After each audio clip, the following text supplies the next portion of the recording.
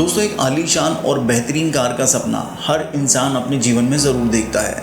लेकिन यदि किसी कार का सपना राजा महाराजा और दुनिया के सबसे अमीर लोग देखने लगें तो निश्चित ही वो कार कुछ खास होगी। सिर्फ महंगा होना और बेशकीमती होना उसे इस शर्त पर खरा नहीं उतारता। उसकी हैरान कर देने वाली टेक्नोलॉजी, बेहतरीन डिज़ाइन और सेलेस्टियल लुक उसे हर कार से जुदा बना देता है। जी हाँ दोस्तों, हम बात कर रहे हैं दुनिया की सबसे रॉयल और मैजेस्टिक सवारी रॉयल्स रॉयस की, जिसके लिए दुनिया के सबसे अमीर लोग करोड़ों रुपए खर्च करने से भी पीछे नहीं हटते। और आज उसकी एक कार की कीमत 100 करोड़ से भी ऊपर पहुंच चुकी है। यही नहीं, उसकी सजावट और उसके इंटीरियर को आज दुनिया के सबसे बेहतरीन कारीगर अपने हाथों से तराशते हैं और उसमें प्रयोग होने वाले एक एक सामान की कीमत हैरान कर देने वाली है। अपने डिज़ाइन और लग्जरी से अपने ग्राहकों को हैरान कर देने वाली कार पिछले 100 सालों से लोगों के दिलों पर राज कर रही है। तो आइए जानते हैं इस अद्भुत और आश्चर्य में डाल देने वाली कार की हैरान कर देने वाली पूरी कहानी। लेकिन दोस्तों, आगे बढ़ने से पहले मैं आपका दोस्त सैम अपने इस YouTube channel super Sam story में आप सबका स्वागत करता हूँ और आशा करता हूँ कि आप सभी स्वस्थ और सुरक्षित होंगे। तो चलिए शुरू करते हैं आज का सफ़र। दुनिया की सबसे महंगी और बेहतरीन कार कंपनी रॉल्स रॉयस की कहानी उनकी कारों की तरह ही हैरान करने वाली है। इस कंपनी की शुरुआत 100 साल से भी अधिक समय पहले तब हुई जब 1904 में हेनरी रॉयस की मुलाकात चार्ल्स रॉल्स के साथ हुई।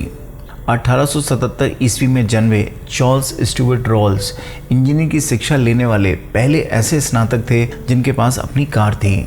डर्टी रॉल्स और पेट्रोल जैसे निकनेमों से जाने जाने वाले रॉल्स एक मोटर एडवेंचरिस्ट बनना चाहते थे और उन्होंने इसी के चलते ज़मीन पर सबसे तेज़ कार चलाने का वर्ल्ड रिकॉर्ड भी बनाया था। लेकिन उनको उनकी इस उपलब्धि का कोई खास सम्मान नहीं मिला। अपनी इन्हीं एडवेंचर एक्टिविटीज़ को जारी रखने के लिए पढ़ाई खत्म होते ही उन्होंने एक कार डीलरशिप कंपनी खोल ली, जिसमें उनका साथ उनके मित्र क्लाउड जॉनसन ने दिया। इस कंपनी में वो फ्रांस और बेल्जियम से स्पोर्ट्स कारों को इंपोर्ट कर बेचने लगे। वहीं दूसरी तरफ हेनरी रॉयस का बचपन बहुत ही गरीबी में बीता। पिता की मृत्यु के बाद उन्हें जीविका चलाने के लिए न्यूज़पेपर और टेलीग्राम तक डिलीवर करने पड़े। 14 साल की उम्र में उनकी एक आंटी ने उनकी पढ़ाई की व्यवस्था करते हुए उन्हें ग्रेट नॉर्दर्न रेलवे वर्क्स में अप्रेंटिसशिप के लिए भेज दिया और इसके बाद रॉयस ने पीछे मुड़कर नहीं देखा। यहाँ से इंजीनियरिंग की ट्रेनिंग लेकर उन्होंने एक छोटी मोटी नौकरी से अपना सफ़र प्रारंभ किया, लेकिन वो हमेशा अपनी इंजीनियरिंग को अपना फुल टाइम प्रोफेशन बनाना चाहते थे। रॉयस एक ऐसी कार बनाना चाहते थे जो अब तक की सभी कारों से बेहतर हो। इसी के चलते उन्होंने सेकेंड हैंड 2 सिलेंडर फ्रेंच डैकविली खरीदी और उसकी कमियों का बारीकी से निरीक्षण किया। इस फ्रेंच डैकविली की कमियों में सुधार करते हुए रॉयस ने अप्रैल 1904 में अपनी पहली पेट्रोल कार रॉयस 10 HP को बाजार में उतारा। यह वही समय था जब हेनरी एडमंड, जो कि रॉयस की कंपनी के शेयर होल्डर थे और रॉल्स के एक अच्छे मित्र भी थे, ने रॉल्स को रॉयस की इस बेहतरीन कार को एक बार चलाकर देखने को कहा।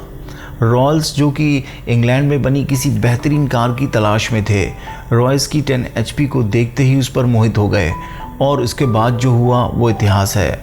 रॉयस की इंजीनियरिंग और रॉल्स की मार्केटिंग के चलते दुनिया ने एक ऐसी कार कंपनी को बुलंदियों तक पहुंचते हुए देखा जो कि आज भी महंगी कारों के बाजार में एक छत्र राज करती है।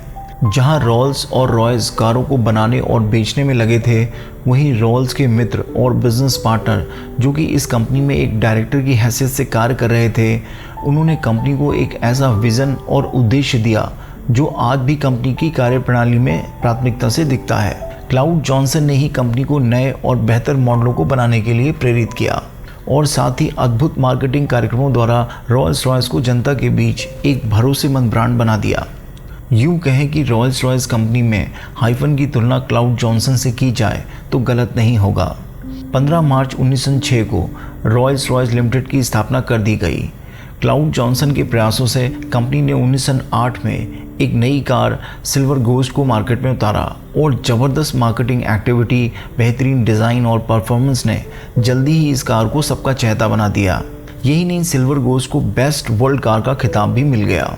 अगले 15 सालों तक सिल्वर गोस्ट विश्व के कार बाजार पर राज करती रही, जब तक रॉल्स रॉयस ने 1925 में अपनी नई कार फैंटम को बाजार में नहीं उतारा। 1910 का साल रॉल्स रॉयस के लिए काफ़ी ख़राब रहा। चार्ल्स रोल्स की हवाई दुर्घटना में तब मौत हो गई जब वो अपनी निजी हवाई जहाज का परीक्षण कर रहे थे। कंपनी ने 1914 में सरकार की रिक्वेस्ट पर विकर विमी बॉम्बर के लिए ईगल नाम का एक एरो इंजन का उत्पादन भी शुरू कर दिया और उसमें उन्हें काफ़ी सफलता भी मिली। 1931 आते आते रॉल्स रॉयस ने बेंटले को खरीद लिया। हालांकि उन्होंने फैंटम से प्रतिस्पर्धा के चलते बेंटले के सभी मॉडलों को बंद कर दिया था, पर उसके नाम का इस्तेमाल वो करते रहे। 1946 से पहले रॉल्स रॉयस की कारों को कई कंपनियां मिलकर बनाती थीं। इस दौर में रॉल्स रॉयस केवल चेसिस और इंजन तैयार करता था और पार्क यार्ड में खड़ी करता था। इसके बाद बार्कर, हूपर्स और लंदन की अन्य कंपनियां इस चेसिस पर बॉडी कवर और अन्य पार्ट्स लगाती थीं। 1953 में सिल्वर डाउन रॉल्स रॉयस की पहली ऐसी कार थी जिसका पूर्णतः उत्पादन कंपनी द्वारा किया गया था। 1971 आते आते यह दिग्गज car company RB211 jet engine में आई तकनीकी समस्याओं के चलते दिवालिया घोषित हो गई। लेकिन 1973 में एक अलग कंपनी के रूप में इसने फिर मोटर इंडस्ट्री में कदम रखा और अपनी पहचान बनाई। लेकिन 1998 आते आते इस कंपनी के स्वामित्व को लेकर एक बार फिर जंग शुरू हो गई। इस बार इसमें BMW और Volkswagen जैसी कंपनियों ने अपना भाग्य आजमाया।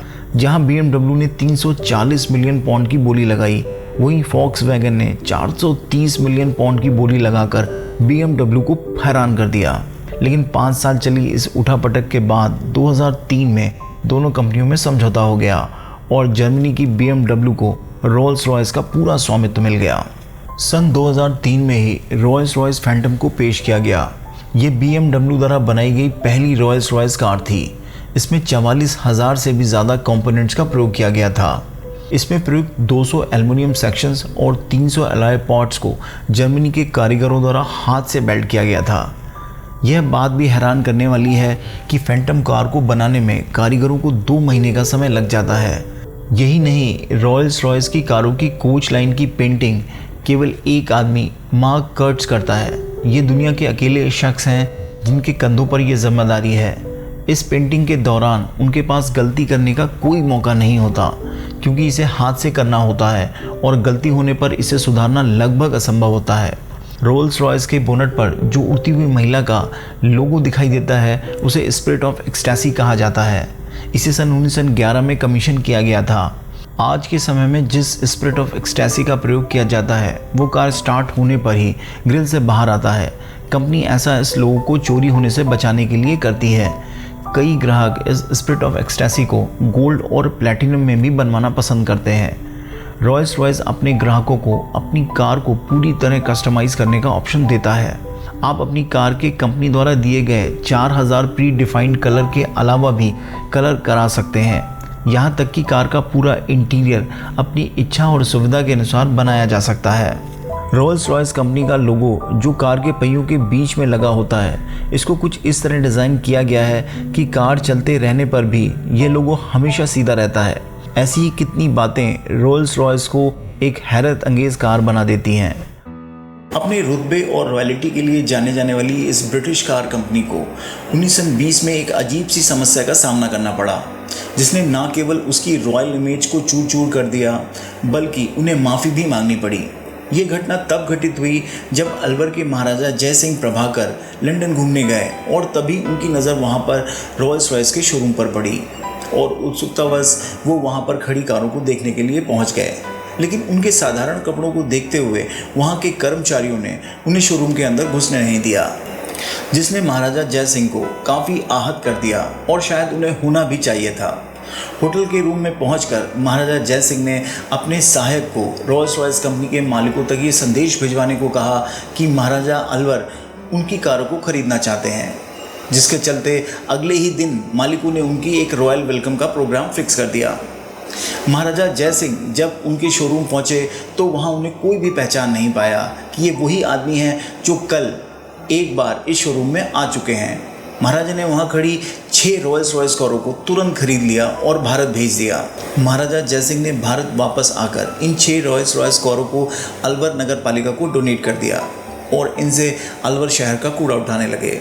ये बात पूरी दुनिया में आग की तरह फैल गई और जहाँ भी रॉल्स रॉयस कारों की चर्चा होती वहाँ लोग कहते ये वही कार है जिससे भारत में कूड़ा उठाते हैं।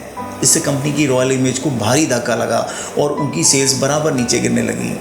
जब कंपनी को इस पूरी घटना की जानकारी मिली तो उन्होंने महाराजा से तहे दिल से माफ़ी मांगी, और जब राजा को ये भरोसा हो गया कि कंपनी को अपनी गलती का एहसास हो गया है तो उन्होंने इन कारों से कूड़ा उठवाना बंद कर दिया, और कंपनी ने भी 6 नई कारों को राजा को भेंट कर अपनी इस गलती में थोड़ा सुधार तो कर ही लिया। आज के लिए बस इतना ही। आपको ये कहानी कैसी लगी कमेंट बॉक्स में कमेंट करके ज़रूर बताइएगा। और दोस्तों, आपसे रिक्वेस्ट है, गुजारिश है, एक इल्तज़ा है कि जिन्होंने भी हमारे इस यूट्यूब चैनल को सब्सक्राइब नहीं किया है तो please please please subscribe this YouTube channel, और साथ में इस बेल आइकॉन को दबाना मत भूलिएगा, जिससे कि आपको लेटेस्ट अपडेट्स मिलते रहें। दोस्तों, ऐसी हैरान कर देने वाली कहानी के साथ फिर आपसे मुलाकात होगी। तब तक गुड डे, शब ख़ैर।